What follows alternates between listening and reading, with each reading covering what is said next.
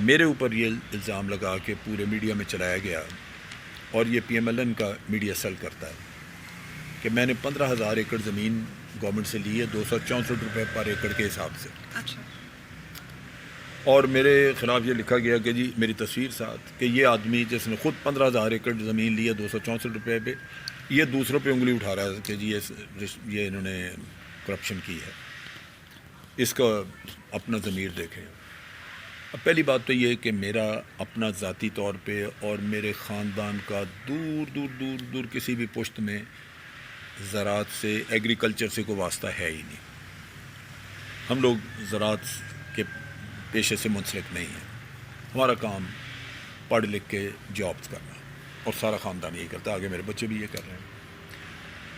دوسری بات یہ ہے کہ مجھے ریٹائرمنٹ آرمی سے ہوئی 21واں سال ہے، اور میں کسی سے میرا کوئی واسطہ نہیں، نہ میں کسی حکومت کا حصہ ہوں، نہ میں کسی پولیٹیکل پارٹی میں ہوں، نہ میں آرمی کا حصہ ہوں.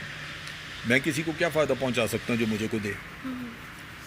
نہ میری ضرورت، نہ مجھے چاہیے. میں اپنے معمولات، اپنی زندگی کی تمام ذمہ داریوں سے فارغ. میں اور میری بیوی ہم 2 بندے زندگی گزار رہے ہیں. ہمیں ہمارے لیے پینشن یا تھوڑی بہت جو کوئی کرائے کی آمدن آتی ہے وہ ہمیں بہت کافی ہے. سو میں کیوں اپنا منہ کالا کروں کہ کس سے جا کے مانگ؟ پہلے تو مجھے دیکھا کوئی نہیں، میری ضرورت بھی نہیں، اور میں ایسے. لہٰذا یہ میرے ذاتی تجربے سے پہلی بات واضح ہوئی کہ یہ انتہائی شرمناک، گھٹیا اور کمینگی کی حد تک یہ جاتے ہیں. میرے اوپر یہ الزام لگایا جو سراسر جھوٹ تھا. دوسرا الزام لگایا انہوں نے، لگا ہوا تھا جس کو ابھی وہ اس کا بھی بھانڈا پھوٹا، وہ ہیں جنرل نوید زمان جو اس کے ہیں نسٹ کے ڈائریکٹر ہیں. وہ بیچارہ شریف سا مسکین سا آدمی ہے، پڑھا لکھا بندہ ہے. اس کے اوپر الزام تراشی شروع ہوئی کہ جناب اس نے 2.8 ارب روپے کی کرپشن کی ہے، اور یہ کھا گیا ہے، یہ ہے وہ ہے، اس کی نیب میں انکوائری ہو رہی ہے، یہ ہے وہ. اب 10 دن 15 دن پہلے یہ قصہ، یا 20 دن پہلے یہ شروع ہوا کہ نیب سے پلی بارگین ہو گئی ہے، اور اس نے 2.8 ارب روپیہ واپس کر دی. اچھا. اب یہ جب کوئی پڑھے گا تو وہ تو یقین آنکھیں بند کر کے کرے گا کہ بھی یہ کہہ رہے ہیں پیسہ واپس ہو گیا. وہ بیچارہ پیٹتا رہا. آخر اس نے تنگ آ کے نیب کو بھی چٹھی لکھی. ایک چٹھی اس نے ایف آئی اے کو لکھی، کمپلینٹ اخباروں میں اس نے دیا، اور نیب نے لکھ کے دیا کہ جناب کوئی بھی نہ کوئی اس کا کیس تھا پہلے کبھی، نہ آج ہے، تو کیس نہیں تو پلی بارگین کس بات کی، لہذا کوئی ایسا کام ہوا ہی نہیں. اس نے پریس ریلیز دے دی. جب ایف آئی اے نے تحقیقات کی تو 20 لوگ پکڑے گئے، جس میں گل بخاری اور گلال اسماعیل بھی شامل تھے. اچھا. ان کو سمن گئے، وہ باہر ہیں ملک سے بھاگی ہوئی، تو وہ آئی نہیں. لیکن نیب اس نے ایف آئی اے نے آئیڈینٹیفائی کر لیا کہ ان لوگوں نے یہ چیز چلائی ہے. گلال اسماعیل کے والد کو بھی یہاں اس کا سمن ملا. اس نے کہا جی میری بیٹی ملک سے باہر ہے، مجھے یہاں سمن دے رہے ہیں. تو باہر ہے، جہاں بھی ہے سمن تو جانا ہے نا، بالکل، کیونکہ وہ جھوٹ پھیلا رہی ہے. سو اس میں P T M, P M L N اور مطلب یہ گھٹیا طبقہ کافی سارا اس میں انوالوڈ، اور باہر کے لوگ انڈینس. میں سمجھ رہی ہوں سر. سر یہ بتائیے گا کہ ان کا موٹو کیا ہے؟ ایک منٹ، میں اس میں 2 چیزیں. جی. اس سے کچھ دن پہلے ایئر چیف کے اوپر الزام لگایا کہ ایئر چیف نے زمین لے لی یہاں پہ اسلام آباد میں، اور کالج کی زمین پہ بھی اس کی نظر ہے اور اس سے ہتھیار ہے. بالکل ایسے. پھر ایئر فورس نے اپنی وضاحت دی کہ ہمارا نہ کوئی گھر بن رہا ہے وہاں پہ، نہ ایئر چیف کی زمین ہے، نہ کسی سے مانگی ہے، کوئی تعلق نہیں. لیکن بڑی اوتھینٹک سٹوری بنا کے چلائی گئی. یہ میں بتانا ضروری، میں تمہیں اور چیزیں. اسی طرح جنرل باجوہ پہ الزام لگایا، لاہور میں گلبرگ میں ایک آرمی ویلفیئر ٹرسٹ کا پلازا بن گیا بلکہ.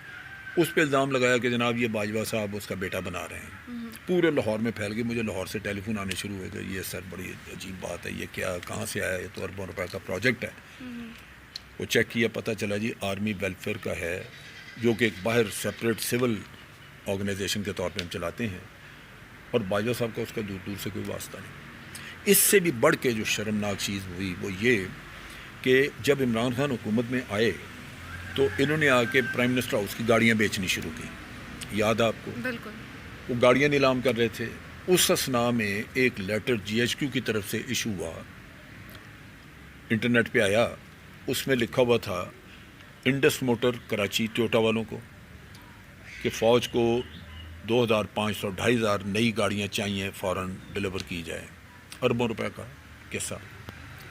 میں خود بڑا حیران ہوا. میں نے کہا کہ یہ 2500 گاڑی فوج میں تو کبھی اتنی لیتے ہی نہیں. وہاں تو بہت ہوئی سال کی 5-6. اس کی وجہ یہ ہے کہ ہم تو مینٹننس کا نظام اتنا اچھا ہے کہ وہاں 12 سال 15 سال پرانی بھی گاڑیاں چلتی ہیں.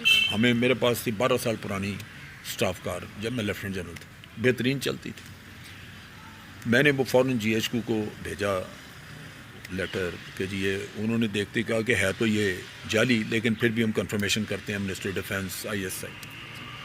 انہوں نے جیسے تحقیق کی، کیونکہ یہ ابھی چلا ہی تھا تو پکڑا گیا. پتہ چلا جناب کہ امریکہ سے کوئی یوسف زئی صاحب ہیں جن کا PMLN سے تعلق ہے، اچھا اور انہوں نے یہ لیٹر فیبریکیٹ کر کے اچھا جی ایچ کا کوئی اور لیٹر جو کہ انٹرنیٹ پہ ہوگا اس کو لیا، اس کی رائٹنگ صاف کی، اس میں اپنی ڈالی اور وہ بھیجا انہوں نے میاں نواز شریف صاحب کے بیٹے کو، حسین یا حسن نواز کو.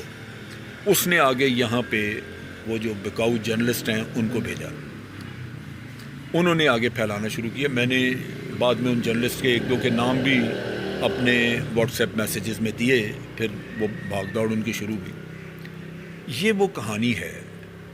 نہ کوئی گاڑی لی، نہ آپ اپنے ہی ملک کی افواج کو ہر وقت اپنی ذلتوں کی وجہ سے، اپنے گھٹیا کاموں کی وجہ سے، اپنی کرپشن، اپنی چوریوں کی وجہ سے ان کو بدنام کرنے میں لگے رہتے ہیں. بالکل. یہ دکھ ہے جو کہ یہاں پھیلا ہوا ہے. اب آپ سوال کر رہی ہیں کہ اس کی وجہ کیا ہو سکتی ہے، ان لوگوں کے موٹیوز کیا ہیں. جی موٹیو 2-3 طرح کے لوگ ہیں اس میں. سر، کیونکہ ایک چیز دیکھیں، یہ صرف یہ کچھ جرنلسٹ نہیں ہیں، یہ ایک پوری پولیٹیکل پارٹی ساتھ مل جاتی ہے. میں نے بتایا نا، PTM، بالکل PMLN ہے. PMLN ہے، PTM ہے. تو یہ اس میں دیکھیں میں ایک چیز بتاؤں، اس میں 2-3 قسم کے ایلیمنٹس ہیں میں جو وضاحت کرنا چاہتا ہوں. ایک وہ طبقہ ہے جرنلسٹ وغیرہ میں یا لوگ جن کو باہر سے پلانٹ کیا گیا ہے، ان کو پیسہ لگایا گیا ہے. اور وہ میں نے جیسے پہلے ذکر کیا کہ 5th جنریشن وارڈ میں یہی ہے کہ بعض لوگوں کو پروپیگنڈا کے لیے چھوڑا جاتا ہے اور وہ پھر اندر سے کام وہ اندر سے دیمک کی طرح کھاتے ہیں. یہ انڈین ٹیلی ویژن پہ ایک بڑی ایک ڈسکشن کے دوران ایک ان کا بڑا پرومیننٹ آدمی، اس کی ویڈیو کلپ موجود ہے جو وہ کہتا ہے کہ پاکستان کے میڈیا میں پیسہ لگائیں، اور کیونکہ وہ خود اپنے افواج کو ذلیل کرنے میں بڑی مہارت رکھتے ہیں. بالکل.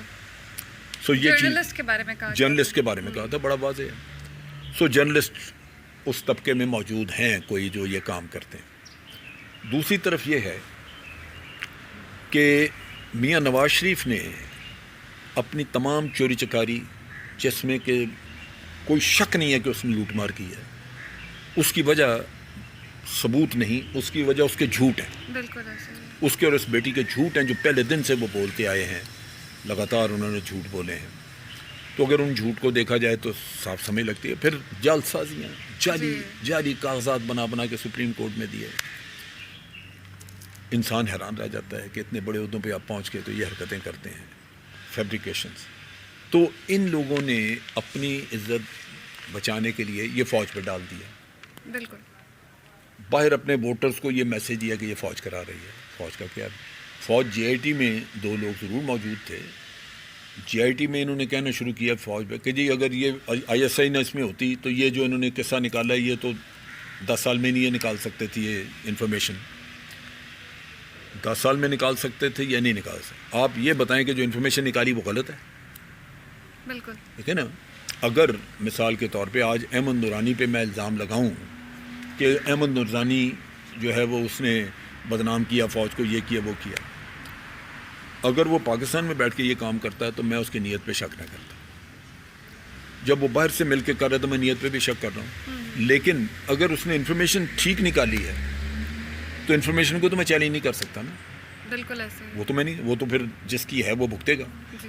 لہٰذا میاں صاحب نے اس انفارمیشن کو بھی وہ اس کو درکنار رکھا اور کہا کہ اگر یہ نہ ہوتے تو مقصد کہنے کا کہ جی یہ انہوں نے مجھے پھنسایا ہے، اگر یہ ان کی جگہ پہ کوئی اور ہوتا تو میری ساری کمائی حرام کی جو ہے وہ بچ سکتی تھی. بچی تو اب بھی ہے، کوئی لے نہیں رہا.